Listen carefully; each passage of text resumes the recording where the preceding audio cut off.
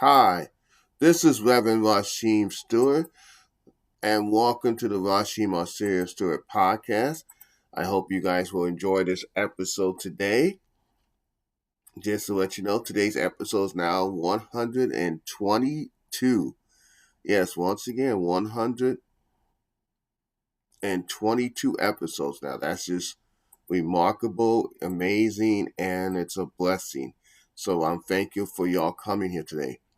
So today we're going to talk about embracing your mental health journey. Now, as you guys know, being a part of this channel for over 2.5 years, we're like around 2.5 years as we started putting our first video out in September of 2023. So we're close to 2.5 years since our first episode, give or take a month or so. And in that time, I mentioned a few times, I was diagnosed with autism. Yes, this month makes 11 years. I was diagnosed in 2015. So, yeah, so 2026. 11 years ago this month, I was diagnosed with autism. So now I'm trying to figure out, I've been now recently trying to figure out how I'm embracing my mental health journey. So I want to give you guys 5 tips to help you embrace your mental health journey. Okay? So first one out of the 5 is going to be self-compassion. Self-compassion means to treat yourself with kindness, understanding, and appreciate forgiving setbacks as and past mistakes as part of the process. So what that means is you're pretty much forgiving yourself. One of the things, you're forgiving yourself for mistakes and bad choices you made in the past.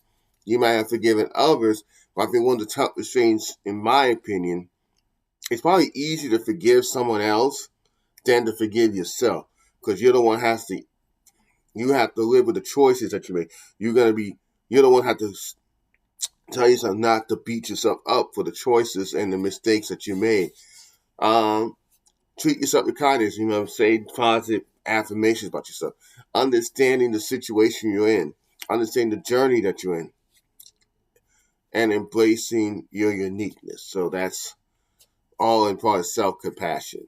Number 2 is celebrating small wins, meaning that you acknowledge small accomplishments, just like getting out of bed, putting on your clothes, making up your bed. I don't really do that too much, but I'm just saying.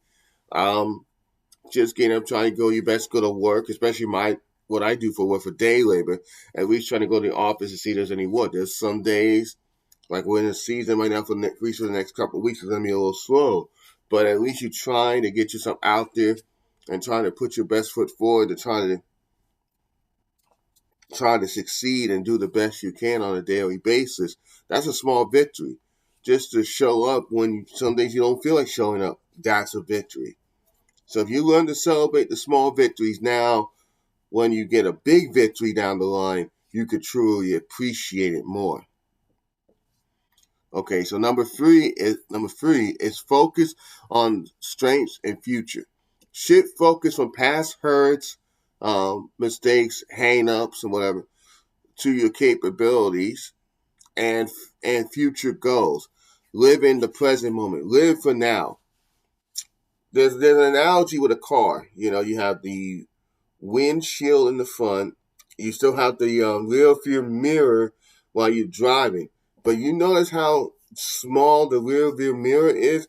It's enough to see what's behind you so you don't get rammed from behind or whatever. But the windshield is so much bigger up front.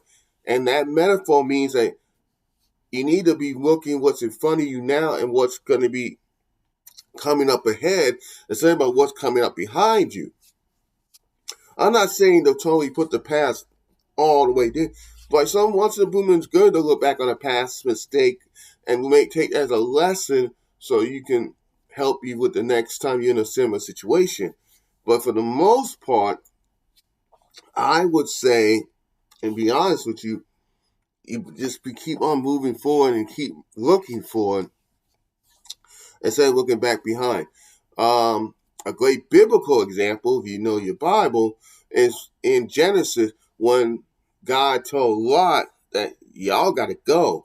But here's the catch: I'm going to destroy a city. Don't worry about what's going on behind you. All that death and destruction might look cool, but you might get distracted and might get caught up in that instead of focus you trying to leave. So he said, if anybody looks back, you're gonna stop in your tracks. In this case, be dead. And look at what's like them. Everybody else was looking forward to the future and what's ahead of them now. She wanted to look back in the past and try to see, like, oh my God, this is what's going on now. Well, behind me, and now she literally died right there. She couldn't move because she couldn't see forward. So don't be Lot's wife, okay? In that scenario. All right. The number 4 thing how you can embrace your mental health journey is learning from your setbacks. View your relapse, your hurts, your hangups, your past mistakes as experiences to learn from, and not shameful mistakes, and not feel like you're being shamed because you made mistakes, and you're starting from a place of knowledge, like I just said a minute ago. And I said this quote before, and I'll say it again. The greatest victories in your life come from the lessons that you learn in your defeats. Let me say that again. Let that marinate for a second. The greatest victories in your life come from the lessons that you will learn in your defeats. That you do learn in your lessons you learn in your defeats. Meaning that you have setbacks. Everybody has setbacks. Everybody has trials. Everybody has tribulations. But when you learn from it, and when you learn those lessons, and when you have that big victory after you learn to start celebrating the small victories, you can appreciate. You could turn your turmoil, your test, into testimonies. You could turn a mess into a powerful message for somebody to hear. So that's something to think about. And lastly, and there's a couple of them, because I looked this up before we started, but I think the one I think is going to be important, is more on the building your support into. I'm going to put this as more as how you're going to help embrace your mental health journey, is build a network. Mean that build a network of people. Lean on support from family, friends, community, loved ones, as you're not on your own. I know recovery, mental health journey and stuff. Yeah, in a way, you're trying to deal with your own mental health demons, but at the same time, you're going to need people to be there for you to say, hey, you know what? No matter whatever you're going through, I'm here for you. You're not in this alone. And really, truly be there for somebody. A lot of people say, hey, you ever need somebody to talk to? Hey, call me. Text me, whatever, email me, whatever communication, message me, WhatsApp me, whatever form of communication you use in this day and age. But a lot of people say that, but when it's time to put the actions to their work, it doesn't always come out that way. And so don't be that person to say you're going to do that and you don't do that. That's not cool. Especially when people are trying to struggle trying to deal with their mental health journey. So saying out to say this, so quickly for me, in the 11 years I have dealing with my autism and other things I have been dealing with, I am learning to embrace that more and more, to appreciate my uniqueness. And as one person said the other day, and I'll give a shout out to him because they did sweet cigar to my channel. Thank you to Jasmine Golden for reminding me that my autism can and probably is my superpower. And because I see things in a unique perspective, and I can share things from a unique perspective that other people might just say in a general context. Could be a little more refreshing that way. So that's something to think about too. Just because you're dealing with something with mental health does not mean you're a bad person. That does not mean you're worthless. That actually makes you unique and different, and you can see and do things that are different than what a normal person would think and do. So that's something that you will have to embrace and think about. Well, anyway, thank you for listening to this episode 122 of the Rasheem Stewart podcast. As always, may the Lord bless you and keep you. Remember, do everything you can to the best of your ability with love and respect. I love and appreciate y'all so much. I know this week the weather in a lot of parts of the country can be a little bit cooler, a little colder. I don't want to say cold because I'm in Florida, but colder than normal standards in Florida, especially for a low for a few days in the next week. So y'all do your best and be smart and keep warm. And also protect yourself. There are some stuff going on. People are with allergies and coughs and stuff like that. We don't need way people be sick. So just mind your P's and Q's with that.